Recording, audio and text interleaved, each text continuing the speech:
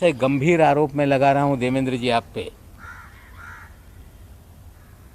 कि जब 8 नवंबर 2016 को नोटबंदी हुई, आतंकवाद खत्म होगा, काला धन खत्म होगा, और एक बात मोदी जी ने कही थी कि बड़े पैमाने पे जाली नोट है, उसे खत्म करने के लिए हम नोटबंदी का काम कर रहे हैं।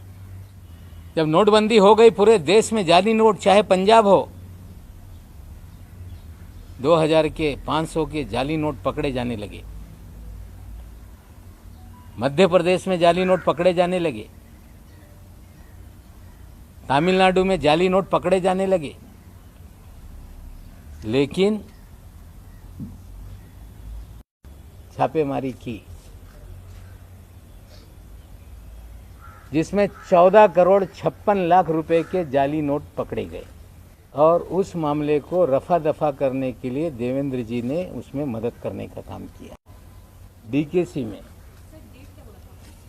8 अक्टूबर 2017 साथियों, जाली नोट का nexus ISI Pakistan Dawood via Bangladesh, ये पूरी जाली नोट इस देश में फैलाई जाती है। 8 अक्टूबर के छापेमारी में 14 करोड़ 56 लाख पकड़े गए। मुंबई में एक गिरफ्तारी हुई,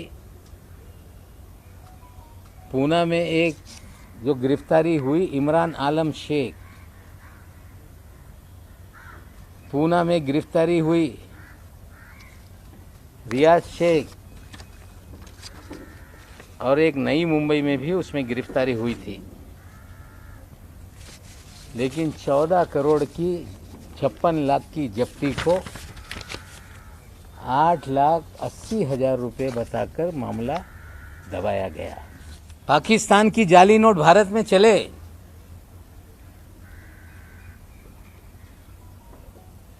मामला दर्ज हो और उसमें कुछ दिनों में जमानत हो जाती है।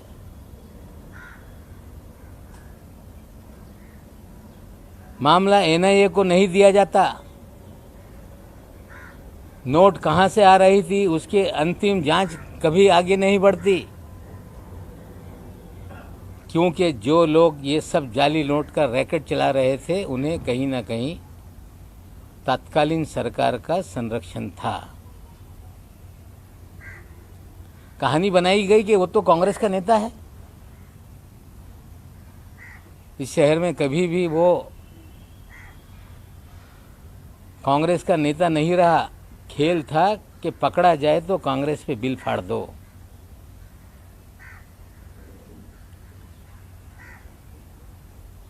और जो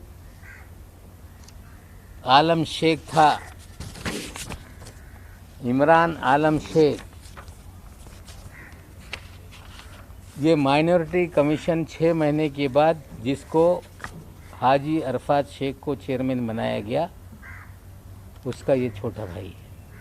जब 14 करोड़ 56 लाख पकड़े गए, जाली नोट का मामला था, तो क्या ऐसा हो गया कि जमानत हो गई तुरंत?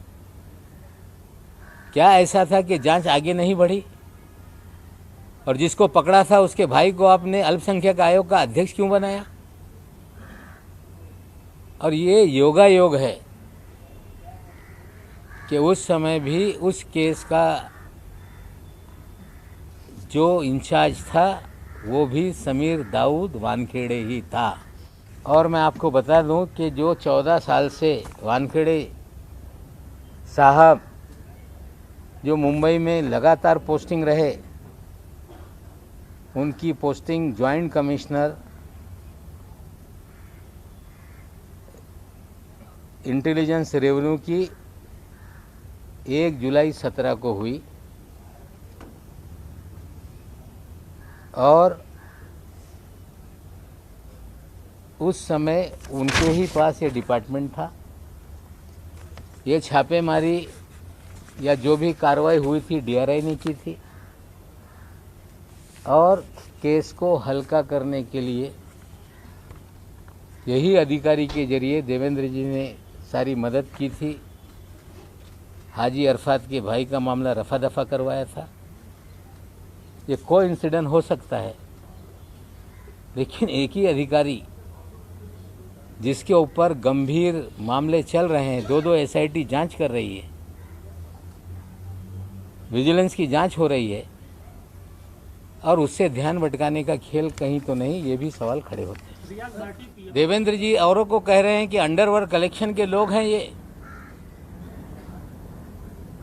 लेकिन देवेंद्र जी हम आपसे पूछना चाहते हैं कि सारे अंडरवर्ल्ड के लोग, जो अंडरवर्ल्ड कनेक्टेड लोग हैं,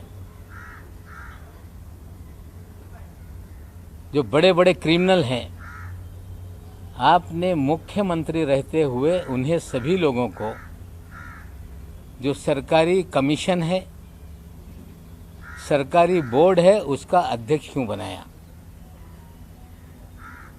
मुन्ना यादव नाम का एक व्यक्ति जो नागपुर का कुख्यात गुंडा है, जिस पे हत्या से लेके सभी तरह के मामले दर्ज हैं, जो आपका राजनीतिक सारे भय पैदा करने वाला आपका साथी है, उस मुन्ना यादव को आपने कंस्ट्रक्शन वर्कर बोर्ड का अध्यक्ष बनाया था कि नहीं? क्या आपकी गंगा में मुन्ना यादव नहा के पवित्र हो गया था? आपने हैदर आजम नाम के एक आपके नेता को मौलाना आजाद फाइनेंस कॉरपोरेशन का अध्यक्ष बनाया था कि नहीं? क्या हैदर आजम बांग्लादेश के लोगों को मुंबई में बसाने का काम नहीं करता है? क्या हैदर आजम की दूसरी पत्नी जो बांग्लादेशी है, जिसकी जांच मलाड पुलिस स्टेशन ने शुरू की, 24 परगना पुलिस थाने में कागज भेजे गए, बंगाल पुलिस ने भेजा कि ये जो भी बर्थ सर्टिफिकेट है, जो भी कागजात है, ये फर्जी है, और मलाड पुलिस स्टेशन जब मुकदमा दर्ज कर रही थी तो मुख्यमंत्री के कार्यालय से फ़ोन करके आपने वो मामला दबाने का काम किया कि नहीं? क्या आपके इशारे पे पूरे महाराष्ट्र में उगाही का काम हो रहा था कि नहीं? मामला मुंबई का हो, बिल्डरों के जमीनों का झगड़ा हो, मामला थाना में जाके कंप्लेंट करके दर्ज करके वसूली की जाती थी कि नहीं?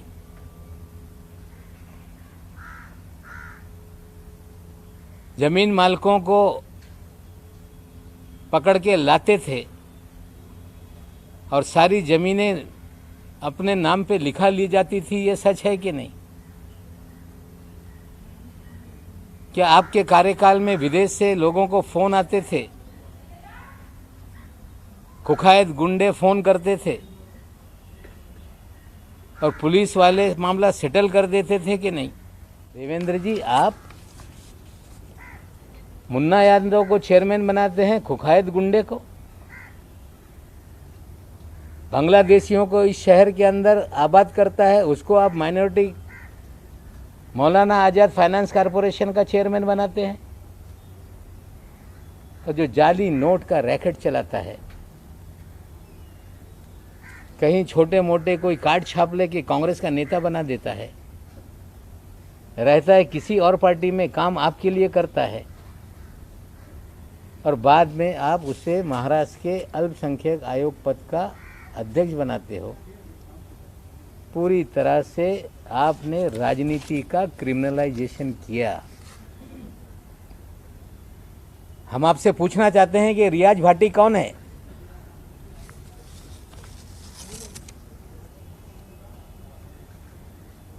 उनतीस अक्टूबर को सहार एयरपोर्ट पे जाली पासपोर्ट के साथ पकड़ा गया, जिसके ऊपर दाऊद इब्राहिम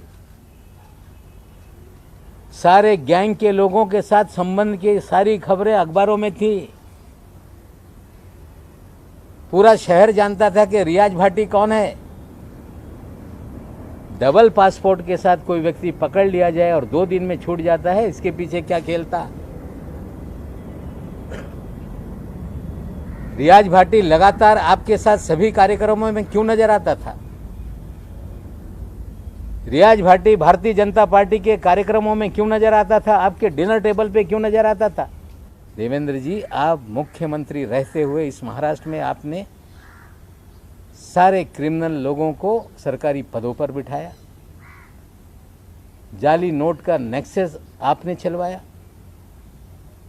आपने रियाज भाटी के जरिए पूरी उगाही का काम किया।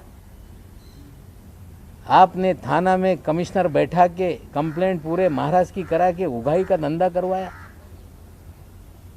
और विदेश से खुखाए गुंडे फोन करके सेटलमेंट पुलिस वाले करते थे। और ये सारा खेल आपके आशीर्वाद से महाराष्ट्र में चल रहा था।